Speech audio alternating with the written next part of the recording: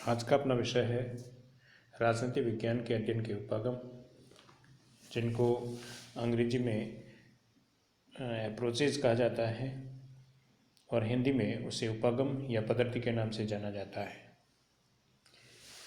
ज्ञान की किसी भी शाखा के व्यवस्थित एवं क्रमबद्ध विकास के लिए प्रत्येक विषय की एक अध्ययन विधि, एक विश्लेषण विधि, एक शोध की पद्धति होती है।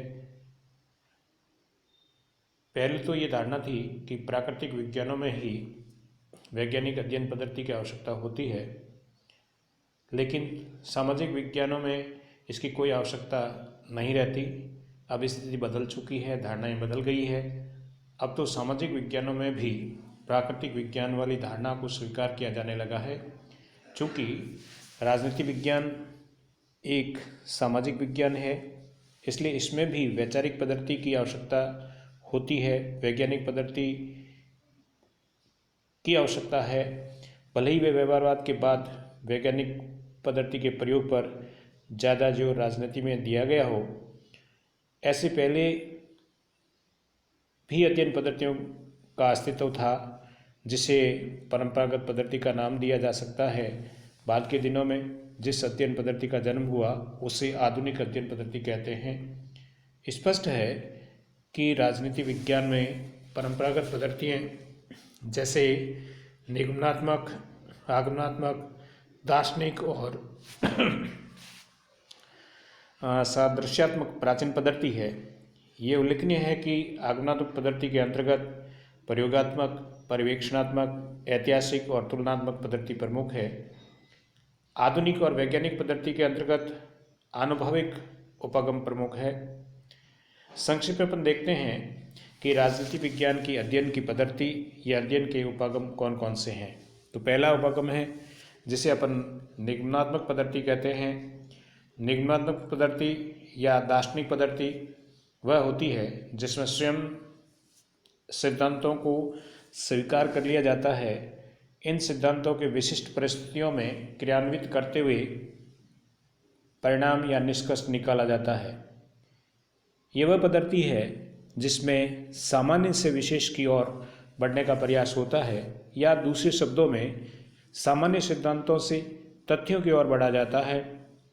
जहाँ तक इस पद्धति के प्रयोगकर्ता का सवाल है, तो इसके अंतर्गत Plato, Thomas Aquinas, Jean Bodin, Hobbes, Bentham के साथ साथ प्रत्यक्षवादी अगस्ट काम्टे और आदर्शवादी हेगल ने भी इस पद्धति का प्रयोग किया है, और इस पद्धति में सामान्य से विशेष की ओर बढ़ने का प्रयास किया जाता है। जैसे प्लेटो ने पहले आदर्श राज्य का निर्माण किया और फिर उसके शासक बनाने, शासकों की प्रकृति और शासक वर्ग की स्थिति के बारे में बात की है। तो इस प्रकार सामान्य से विशेष की ओर बढ़ने का प्रयास जो होता है वो निगमनात्मक पद्धति अर्थात दार्शनिक पद्धति के अंतर्गत किया जाता है। दूसरा जो उपागम है जिसे आगमनात्मक पद्धति कहा जाता है, और निगमनात्मक पद्धति के बाद जिस पद्धति का सहारा लिया जाता है वह आगमनात्मक पद्धति है, जो ठीक निगमनात्मक पद्धति के विपरीत मान्यता पर आधारित है, क्योंकि इसमें कहा जाता है कि विशेष से सामान्य की ओर इस पद्धति में बढ़ने का प्रयास होता है। ये पद्धति तथ्यों का संग्रह और तथ्यों की जांच करते हुए निष्कर्ष तक पहुंचा जाता है। इसमें इतिहास का सहारा लिया जाता है और तुलनात्मक पद्धति का प्रयोग भी होता है। स्पष्ट है कि आगमनात्मक पद्धति के कई अन्य पद्धतियों का सहारा लिया जाता है, जिससे ये पद्धति उप पद्धति मानी जा सकती है। इसके लिए फर्स्ट जो पद्धति प्रयोग में लाई जाती है, जिसको अपन प्रयोगात्मक पद्धति कह सकते हैं, जो अनुभव और पर्यवेक्षण के आधार पर राजनीति विज्ञान में प्रयोग की जाती है। प्रयोगात्मक पद्धति को स्पष्ट करने के लिए कुछ उदाहरण दिए जा सकते हैं। जैसे 1880 में लॉर्ड डरहम की रिपोर्ट के आधार पर कनाडा में स्वायत्त शासन की स्थापना हुई। भारत शासन अधिनियम 1935 का वर्तमान भारतीय संविधान का आधार होना प्रयोगात्मक पद्धति है। यह स्पष्ट है कि प्राकृतिक विज्ञानों में जिस प्रयोगात्मक पद्धति का प्रयोग होता है वैसी पद्धति का प्रयोग राजनीति विज्ञान जैसे सामाजिक विज्ञानों में नहीं होता और न ही संभव ही है। फिर दूसरी पद्धति जो आगमनात्मक पद्धति का हिस्सा है, जिसको अपन कह सकते हैं ऐतिहासिक पद्धति। ऐतिहासिक पद्धति इस मान्यता पर आधारित है कि राजनीति विज्ञान के अध्ययन के लिए इतिहास का अध्ययन बहुत जरूरी है। ऐतिहासिक पद्धति बहुत हद तक प्रयोगात्मक पद्धति का ही बदलावा रूप है। ऐतिहासिक पद्धति में ये जरूरी है कि उससे मिलती जुलती अवधारणा इतिहासवाद है। ऐतिहासिक पद्धति को सर्वोत्तम मानता है। ऐतिहासिक पद्धति के प्रथम प्रयोगकर्ता के रूप में अरस्तू का नाम लिया जाता है। इस पद्धति के समर्थकों में सीले, बर्क, फ्रीमैन का नाम प्रमुख हैं और ये सिद्धांत का प्रतिपादन करने के लिए इतिहास से खोज कर अपने उदाहरण पेश करते हैं कि इस प्रकार इतिहास में भी हुआ है, अतीत में भी इस प्रकार की घटनाएं घटित हुई है। फिर तीसरी जो आगमनात्मक पद्धति का हिस्सा है जिसको तुलनात्मक पद्धति कहते हैं। तुलनात्मक पद्धति आगमनात्मक पद्धति की सर्वाधिक महत्वपूर्ण उप पद्धति है जिसकी शुरुआत तथ्यों के संग्रह से होती है। तथ्यों के संग्रह के बाद उनका प्रबंध एवं वर्गीकरण होता है। प्रबंध और वर्गीकरण के बाद तथ्यों के बीच संबंध बिठाए जाते हैं तथा असंबद्ध तथ्यों को छांट दिया जाता है। इन सब के बाद निष्कर्ष निकाला जाता है। तुलनात्मक पद्धति के समर्थकों में सर हेनरी मैन, डी टॉकविले और ब्राइस का नाम प्रमुख हैं। फिर आगमनात्मक पद्धति का नेक्स्ट भाग है जिसको अपन पर्यवेक्षणात्मक पद्धति कह सकते हैं। तुलनात्मक पद्धति परिशुद्ध रूप में पर्यवेक्षणात्मक पद्धति ही है। इस पद्धति के अलग अलग व्यवस्थाओं का अवलोकन और निरीक्षण किया जाता है। जिस देश की राजनीतिक व्यवस्था का अध्ययन किया जाता है, अध्ययनकर्ता उस देश या विदेश में स्वयं उपस्थित होता है। ऐसे इस पद्धति के प्रयोगकर्ता के रूप में प्लेटो का नाम लिया जा सकता है। मॉन्टेस्क्यू ने अपने महत्वपूर्ण सिद्धांत शक्तियों के पृथक्करण सिद्धांत में इसी पद्धति का प्रयोग किया था। आधुनिक लेखक जिसमें लॉर्ड ब्राइस प्रमुख हैं जिन्होंने अपनी रचना मॉडर्न डेमोक्रेसी और अमेरिकन कॉमनवेल्थ में भी इस पद्धति का प्रयोग किया है। इस प्रकार आगमनात्मक पद्धति में विशेष से सामान्य की ओर बढ़ने का प्रयास किया जाता है और इसमें तथ्य जुटाने के लिए प्रयोग का, इतिहास का, तुलना का और पर्यवेक्षण तथ्यों का सहज प्रयोग होता है। फिर तीसरा जो राजनीति विज्ञान का उपागम है जिसको अपन सादृश्यात्मक पद्धति कह सकते हैं, एनालॉजिकल मेथड्स कहा जा सकता है।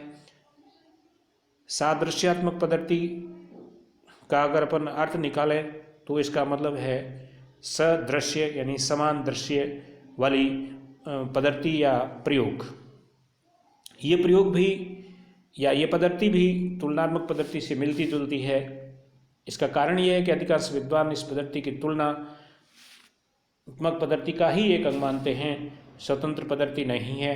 गिलक्राइस्ट जैसा विचारक इस पद्धति का विस्तृत वर्णन करता है। इस पद्धति में कई उप विभाग है, जैसे समाजशास्त्रीय उप विभाग राज्य को सामाजिक व्यवस्था से तुलना करता है। वहीं जीवशास्त्रीय पद्धति में राज्य की तुलना शरीर से की जाती है।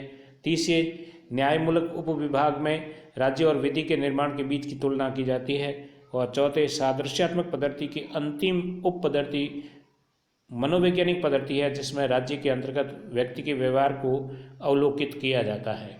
इस प्रकार सामाजिक व्यवस्था में, राजनीतिक व्यवस्था में, मनोवैज्ञानिक व्यवस्था में समतुल्यता देखी जाती है। जैसे हर्बर्ट स्पेंसर ने व्यक्ति के शरीर और राज्य के अंगों के बीच के समन्वय की बात कही गई है।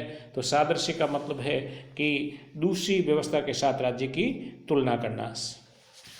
नेक्स्ट जो पद्धति है जिसको अपन कहते हैं आनुभविक उपागम या आनुभविक पद्धति, ये पद्धति यथार्थ पर आधारित है, वैज्ञानिक है और व्यवहारवादियों द्वारा जनित है और इसमें राजनीतिक समस्याओं को अध्ययन दिखने वाले व्यवहार के माध्यम से किया जाता है। यह क्या होना चाहिए कि संबंधित नहीं होकर क्या है से संबंधित है। ये उपागम इस मान्यता पर आधारित है कि अनुभव के परे ज्ञान का आधार नहीं होता। ऐसे उनके प्रयोगकर्ता के समय में भी कहा जाता है कि अरस्तु, बेंथम और जे.एस. मिल ने इस पद्धति का प्रयोग किया है। इस पद्धति के समर्थकों में रॉबर्ट ए. डाल, ट्रूमैन, ईस्टन, लॉसवेल आदि प्रमुख है। रसेल, बर्क इत्यादि ने भी इस पद्धति के अपनाने पर अत्यधिक जोर दिया है। अब निष्कर्ष रूप में अपन कह सकते हैं कि राजनीति विज्ञान के अध्ययन के उपयुक्त उपागमों के विवेचन से ये स्पष्ट है कि निगमनात्मक पद्धति में कल्पना और मिथक की प्रधानता है, तो आगमनात्मक पद्धति में विशेष से सामान्य की ओर जाने की प्रक्रिया अध्ययन में उलझन पैदा करती है। तो वहीं सादृश्यात्मक पद्धति में राज्य की मनमानी तुलना की जाती है और अनुभविक उपागम व्यवहारवादी कठोरता का शिकार है। कहने का मतलब ये है कि कोई भी पद्धति अपने आप में पूर्ण नहीं है, सभी में कुछ न कुछ खामियां हैं, लेकिन इसका ये मतलब नहीं है कि सभी महत्वहीन है। वास्तविकता यह है कि सबका अपना महत्व है और राजनीति विज्ञान में इन पद्धतियों का प्रयोग होता है। इन पद्धतियों का योगदान है कि राजनीति विज्ञान सभी समाज विज्ञानों में आगे कदम रखा और इन्हीं पद्धतियों के आधार पर राजनीति विज्ञान की विषय वस्तु को परिपक्व किया जा सकता है।